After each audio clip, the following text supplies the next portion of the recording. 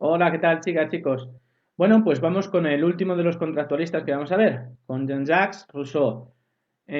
Como sabéis, es uno de los filósofos que servirá de soporte intelectual para la Revolución Francesa que tuvo lugar entre los años 1789-1799. Los ideales de la Revolución Francesa son la libertad, la igualdad, la fraternidad. Veremos cómo estos ideales están implícitos y también explícitos en la obra de Jean-Jacques Rousseau, que difiere mucho de la propuesta que hemos visto con Hobbes y también difiere con la propuesta de Locke y esa idea tan fuerte de que la propiedad privada es la que permite, es la condición de posibilidad de que el ser humano, de que las personas sean libres. Rousseau va a estar en desacuerdo con esta idea, Rousseau va a estar en desacuerdo con la idea de que el ser humano es malo por naturaleza y Rousseau va a hacer una propuesta totalmente diferente. Como hemos visto, si partimos de una situación muy mala, llegamos a un estado en el que conseguimos un estado lo menos malo posible. Rousseau no se va a conformar con algo malo o lo menos malo posible, sino que va a exigir una soberanía popular, va a exigir un gobierno del pueblo. Vamos a verlo. Bueno, chicos, pues venga, vamos con las diapositivas que hemos estado viendo con el resto de los autores. Vamos a verlas también con Rousseau. Bien, pues aquí le tenemos. Rousseau nace en Francia en 1712 y fallece en 1788. La obra principal de su pensamiento político es el contrato social. Esta obra es muy importante y muy reconocida en la historia de la filosofía en general, más en concreto en la filosofía política. Bien, pues como siempre tenemos estado natural, pacto contrato y estado. Bien, él es un optimista antropológico, es decir, él sí que considera que el hombre es bueno por naturaleza. Eh, Esto es una idea muy contrapuesta a la de Hobbes. Rousseau cree que el hombre es humilde, es bueno, es inocente.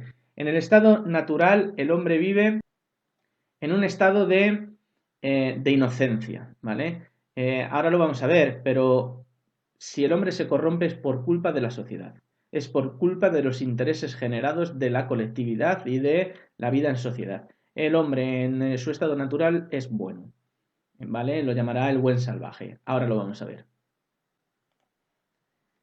Dice Rousseau que los seres humanos viven felices en ese estado natural. Viven felices. O sea, aquí sí que podemos considerar que el ser humano es autárquico. El ser humano vive por sí solo, no necesita del resto.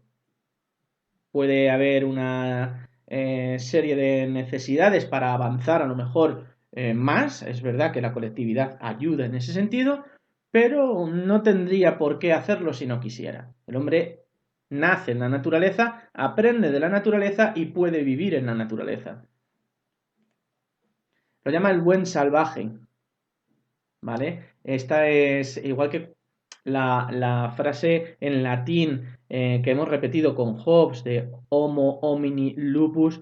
El buen salvaje será ese hombre en estado de naturaleza que va a considerar Rousseau. El hombre se mueve por dos sentimientos, el amor a sí mismo y la compasión a los demás.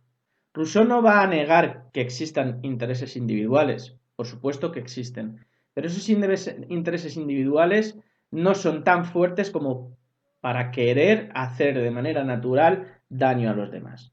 De hecho, nos tendremos que asociar, sí, pero el ser humano no es egoísta. Entonces, una cosa es que tenga ciertos intereses individuales y otra cosa es que solo mire por sí mismo. No. El ser humano puede y debe, de hecho, según su propuesta, mirar también por los demás para poder vivir bien, para poder vivir mejor. Pero en este estado de naturaleza, el ser humano no es egoísta. Es decir, otro motivo por el que se mueve el ser humano es también la compasión por los demás. Eso es algo intrínseco al ser humano, la compasión por los demás. El ser humano en este estado natural, pese a no vivir todavía en sociedad, puede vivir cómodamente y de manera autosuficiente siendo humilde y sencillo. Rousseau dice, si el ser humano propio del estado natural, en esta hipótesis que hacemos del ser humano en estado natural, tuviera que entrar en conflicto con el ser humano actual, desde luego nosotros no tendríamos nada que hacer, porque nosotros no tenemos mecanismos de defensa, nosotros no sabemos valernos por nosotros mismos. No, a nosotros nos viene todo dado. ¿Por qué? Porque ya nos lo da la propia sociedad, pero nosotros como individuos en el campo no sabríamos defendernos, no sabríamos luchar, no tendríamos ni la fuerza ni la inteligencia concreta para desenvolvernos en un entorno hostil como es el de la naturaleza. El ser humano no genera hostilidad, pero la naturaleza sí que se la genera y él sabe desenvolverse perfectamente. Sabe utilizar todos los recursos a su alcance y también sabe, pues utilizar los mecanismos de defensa propios que nosotros tenemos con nuestra fuerza y con nuestra inteligencia. Pero en la sociedad no solo nos corrompe y nos hace malos, sino que además nos hace débiles. Nos hace débiles porque nosotros, por nosotros mismos, solos, de una manera individual, no sabríamos sobrevivir en un estado de naturaleza. Cualquier animal puede vencernos. Y una persona que viviera en un estado natural, a nosotros también podría vencernos. Nosotros hemos perdido muchas habilidades por vivir en sociedad. Eso es lo que considera Rousseau.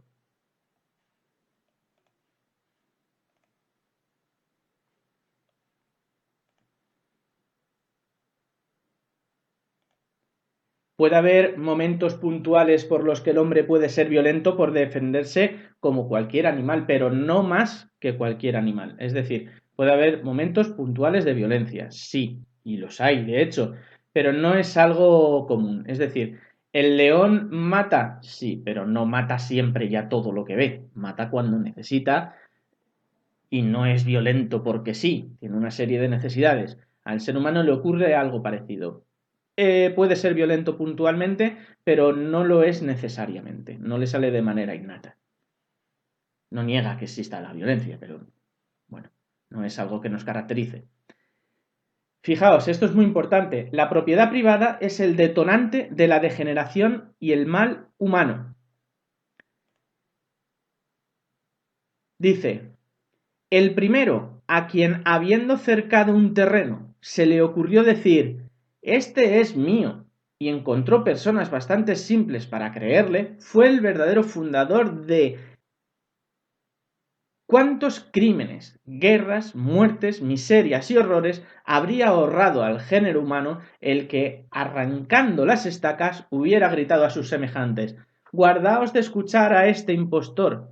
Estáis perdidos si olvidáis que los frutos son para todos y que la tierra no es de nadie. Este es un discurso sobre el origen de las desigualdades de Rousseau.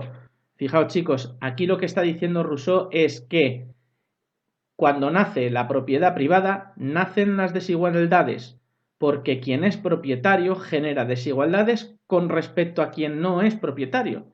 Y además las propiedades que son acumulativas, pues van poco a poco cayendo en las mismas manos, cayendo en las mismas familias y ocurre todo lo contrario con aquellas personas y familias que no son propietarias. Con lo cual partimos de una situación natural de igualdad, sí, pero poco a poco la propiedad privada va generando esas desigualdades y este es el mal que genera la sociedad. El principal mal, la propiedad privada. Fijaos la gran diferencia que existe con respecto a Locke. Es decir, la principal diferencia de Rousseau con Hobbes es su concepción antropológica. Considera que el ser humano sí es bueno por naturaleza. Pero la principal diferencia con respecto a Locke es que Locke sí creía que la propiedad privada era la condición de posibilidad, es decir, era lo que permitía la libertad del ser humano, y Rousseau considera todo lo contrario. Rousseau considera que gracias a la propiedad privada se generan las desigualdades, por esto que os estoy comentando, porque la propiedad privada, cuando uno la tiene, hay otro que no la tiene. Si todo el mundo tuviera la misma propiedad privada, eso sí sería un estado en el que las igualdades y los derechos a lo mejor serían, bueno, pues mucho más homogéneos, ¿no? Para todos iguales. Pero el problema es que eso no ocurre. Quiero decir, si hay alguien que no es propietario, ¿cómo va a ser capaz él de ser libre? O tiene propiedades o no puede ser libre. Pero es que hay quienes no tienen propiedades. Mucho más en aquella época, chicos. Aquí, quien más, quien menos, puede tener alguna propiedad o no, o de alguna manera una propiedad alquilada bueno, la cosa es que en aquella época los campesinos, el estrato social trabajador que no tuviera propiedades, sí que no tenía derechos y libertades. ¿Por qué? Pues porque quienes tenían las propiedades eran quienes podían disfrutar de esos derechos y podían considerarse iguales con los demás. Pero eso no ocurría de facto. Es decir, es que la propiedad privada para Rousseau hace que quienes no tengan propiedad privada se vean desfavorecidos y eso está generando una desigualdad. Y ese es el principal mal de las sociedades. Pues continuamos.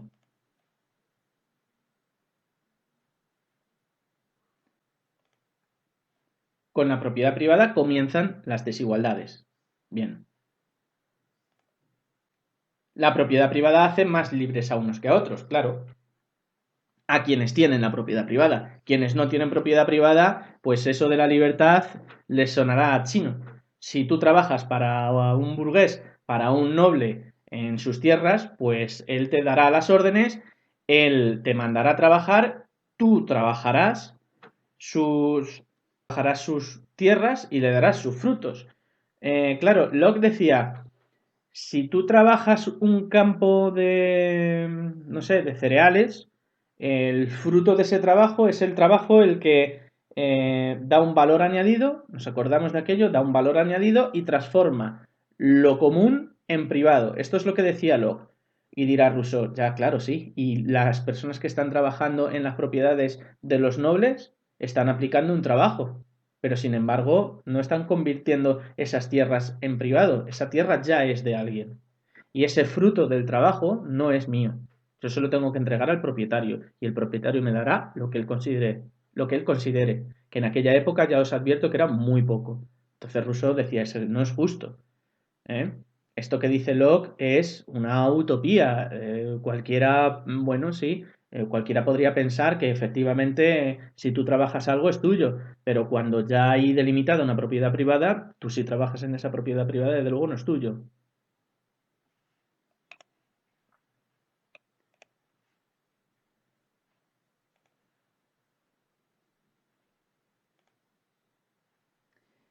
Dice, pero si en el estado natural el hombre vive en paz, entonces ¿por qué vamos a querer salir de este estado natural? Sería una pregunta bastante pertinente. Eh, si vivimos bien, si el ser humano no tiene ningún problema en este estado natural, ¿qué es lo que nos lleva a querer hacer un contrato, un pacto con el resto del pueblo? Pues a ver, dice Rousseau, en primer lugar, en la naturaleza existen ciertos problemas que solo se pueden resolver y superar con la colaboración conjunta y la unión de la colectividad. Pongamos el caso, un desbordamiento, ¿vale? De un río. O cualquier inclemencia meteorológica, o un incendio, o cualquier cosa que pueda ocurrir en el estado de naturaleza y que nos pille individualmente y seamos mucho más vulnerables, claro. Sí, sabemos defendernos, pero hasta cierto punto. Es verdad que necesitamos de los demás para ser más fuertes. Eso es cierto. Rousseau dirá, también en la ciencia, el otro día, por ejemplo, en clase, me decía, creo que fue Mario quien me dijo, claro, es que las sociedades al final avanzan porque las personas se asocian y efectivamente es que esto es así y Rousseau lo reconoce. Si nosotros nos juntamos, somos más fuertes, sumamos conocimiento, sumamos fuerza, sumamos. Entonces avanzamos. Y Rousseau dirá, claro, pues sí, efectivamente. Si nosotros tenemos que levantar un dique para contener agua, pues necesitamos de los demás para poder hacerlo.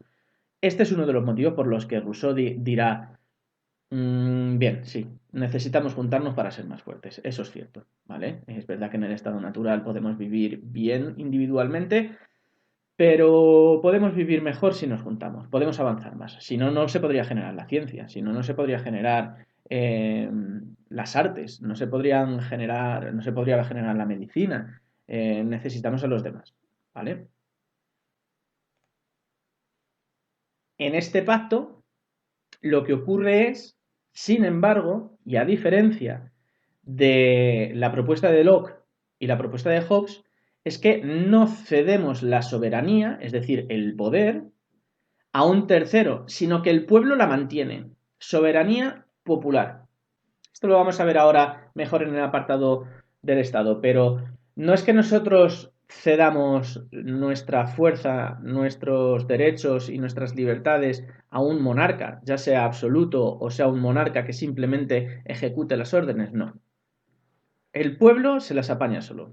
Nosotros, según Rousseau, no necesitamos a ningún monarca, a ninguno. De hecho, en la Revolución Francesa ya sabéis lo que ocurrió con los reyes. Bueno, les llevaron a la guillotina directamente. Fueron muy radicales en este sentido. La monarquía, fuera. El pueblo se puede gobernar a sí mismo. El pueblo puede legislar, el pueblo puede gobernar. Veremos qué dificultades tiene esto, porque claro, es que esto va a desembocar en una democracia directa. Ya no es que deleguemos nosotros nuestra responsabilidad o nuestra confianza en un tercero, ni en un tercero ni en nadie. O sea, no es como ahora que tenemos partidos políticos y delegamos nuestra confianza en esos partidos políticos para que nos representen en las cámaras. No, somos nosotros directamente quienes votamos. Eso es, ya os lo expliqué en alguna clase, una democracia directa. Una democracia directa. Nosotros podemos votar cada una de las propuestas, cada una de las leyes que se lleven a cabo, o podemos eliminar las leyes que haya ya. Es decir, pero podemos hacerlo cada uno de nosotros.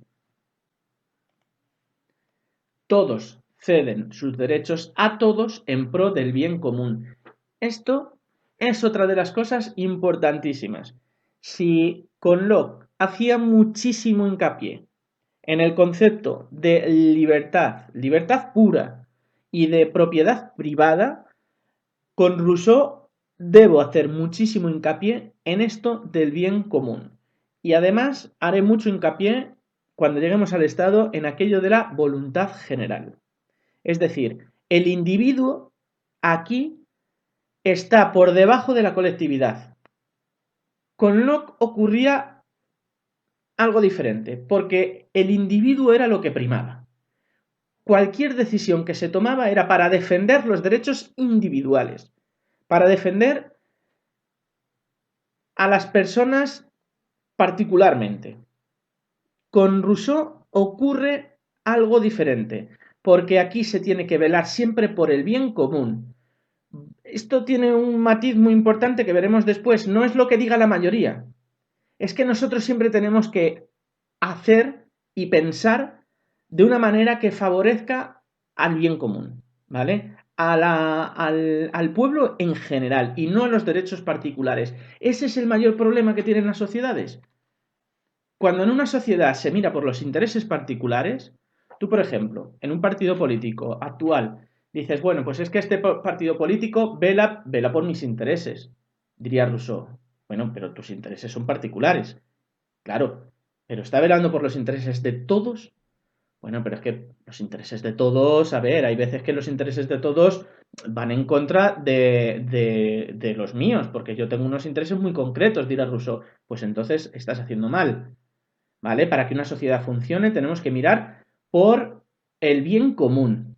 Claro, chicos, Rousseau partiendo de la situación era algo ingenuo, evidentemente, claro, porque pensar que en todas las decisiones el ser humano pueda mirar por el bien de los demás, incluso si eso acarrea algún inconveniente a la particularidad, eh, es un poco difícil de ver, pero es que es su propuesta, ¿vale? Él dice, esto es lo que debería ser, que todos miráramos por el bien común y así nos irían mejor las cosas. Sí, claro, cada uno mira su ombligo, pues ahí es donde vienen los problemas. Dice, el mal lo trae la sociedad, pero Rousseau no es que apueste por destruirla, sino que él lo que quiere es reformarla. No es que Rousseau diga, bueno, como en el estado natural estamos muy bien, entonces la sociedad tenemos que destruirla y volver al estado natural. No. Lo que quiere, esto lo voy a repetir varias veces también, ya estamos viendo ideas centrales del pensamiento de Rousseau. No quiere destruir la sociedad, lo que quiere es reformarla, ¿vale? Volveremos, cuando lleguemos al Estado, él querrá que el Estado se conforme de una manera muy parecida a como estamos en el estado natural, pero ya no será lo mismo. Por supuesto, perderemos algunas cosas, ciertas libertades se van a ver limitadas, no eliminadas, pero sí limitadas, ¿vale? Este contrato social nos debe devolver en la medida de lo posible al estado de naturaleza inicial. Esto es lo que estaba diciendo, ¿vale? Tenemos que intentar volver a ese estado natural en el que el hombre vive cómodamente, en el que el hombre vive feliz. Se debe renunciar a los intereses meramente particulares y privados para garantizar el bienestar de la comunidad. Esto es lo que ya os estaba adelantando. Fijaos, se debe renunciar a los intereses meramente particulares. Es que Rousseau dice que ese es el mal de la sociedad, ¿vale? La propiedad privada, los intereses privados. No podemos mirar por nuestra particularidad, porque si miramos por nuestra particularidad, entonces no vamos a poder llegar a consensos generales que velen por la voluntad general y por el bien común. Se recupera la libertad, pero ya no como libertad natural, sino como libertad civil. Claro, al pasar de un estado natural a un estado conformado con el resto, pues claro, ya es una sociedad, vivimos en una civilización, ¿vale? Claro, ya no tenemos una libertad natural, una libertad individual, o sea, una libertad ilimitada, sino que es una libertad civil. Ya es una libertad en la que sí que, por supuesto, van a existir ya una serie de normas y una serie de leyes. Pero vamos a ver, esas leyes, esas normas, las va a crear de una manera consensuada el pueblo, no un monarca, ¿eh? El pueblo. Y además las va a llevar a cabo el pueblo. Bien, este es un pacto de unión entre iguales. Esto sí que es muy parecido a Locke. Es verdad que todos somos iguales y llegamos a un pacto muy diferente. Y el estado al que llegamos también es muy diferente, pero es cierto que es un pacto de unión entre iguales. Bien, entonces el resultado va a ser una democracia directa donde los individuos libres e iguales gobiernen y legislen. Fijaos, con Locke veíamos la división entre el poder legislativo, que sí que era el pueblo, pero luego había un poder ejecutivo que era el rey. Aquí no. Aquí el poder reside en el pueblo, en una asamblea general en la que todo el mundo es capaz de participar, en el que todo el mundo vota por cualquier cuestión. Por cualquier cuestión, por todas las cuestiones. Es decir, tú tienes que participar en las decisiones del pueblo. Y cuando se llevan a cabo porque a ti te han pedido opinión en concreto por esa ley concreta. Hoy día, en el sistema de representación parlamentaria, nosotros como ciudadanos no votamos las leyes, son los políticos quienes las votan, pero porque nosotros hemos delegado nuestra confianza en esos políticos. Forman grupos parlamentarios y ellos son quienes llevan a cabo las leyes. Aquí no, Rousseau dice que no. No se tiene que delegar la confianza en nadie. Nosotros tenemos que ser capaces, suficientes, y tenemos que tener ese derecho de llevar a cabo las leyes y ser nosotros dueños de nuestro gobierno. Soberanía popular.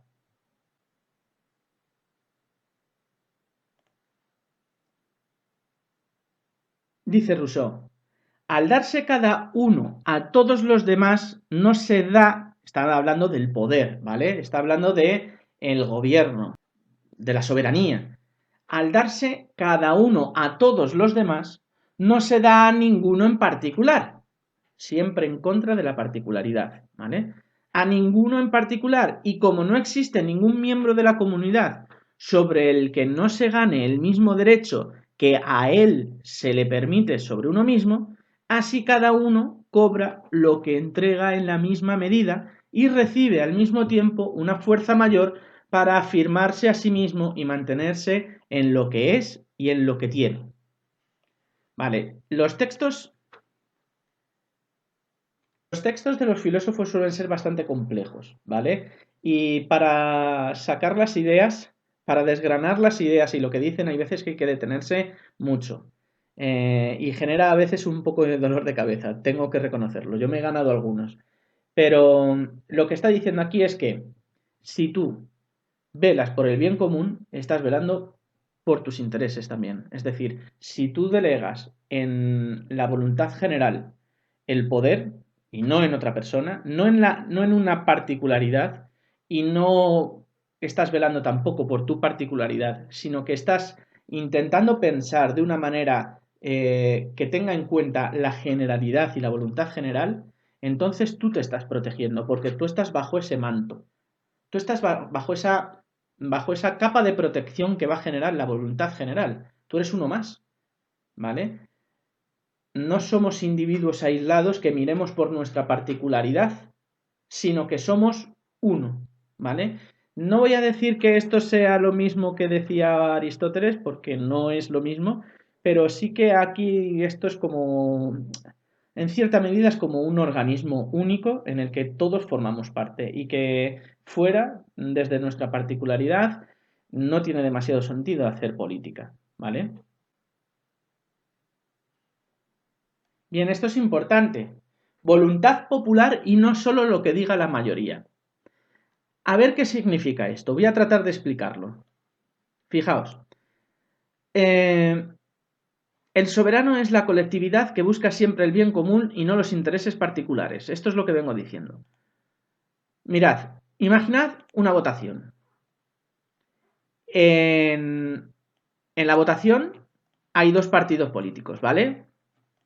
Y el partido político A saca el 60% del escrutinio, de los votos. Y el partido político B saca el 40% de los votos. Los que ganan el 60% velarán por sus intereses, pero no por los intereses de aquellos que han votado al partido político B, que son ni más ni menos que el 40% de la población. Y de hecho tampoco estamos muy seguros de si los poderosos, de si aquellos que tienen grandes propiedades privadas y pueden comprar el voto de la gente, no están dentro. Aquellos a los que se les ha comprado no están dentro también de este 60%. ¿Vale? Entonces, no sabemos si a lo mejor solo se van a ver beneficiados muy pocos y no los demás. Pero aunque fueran exactamente el 60%, ya hay un 40% que no se va a beneficiar de esas políticas. Con lo cual, Rousseau dice que la solución es que tú cuando vayas a votar, fijaos que esto es algo difícil, pero que tú cuando vayas a votar, pese a que creas que te puede desfavorecer un poco, prime el bien común, prime la voluntad general, que tú consideres a los demás y mires lo que sea mejor para todos, no solo para lo que a ti te pueda convenir. Entonces, claro, no es lo que diga la mayoría, sino que es lo que decida la voluntad popular siempre, siempre, siempre mirando por el bien común.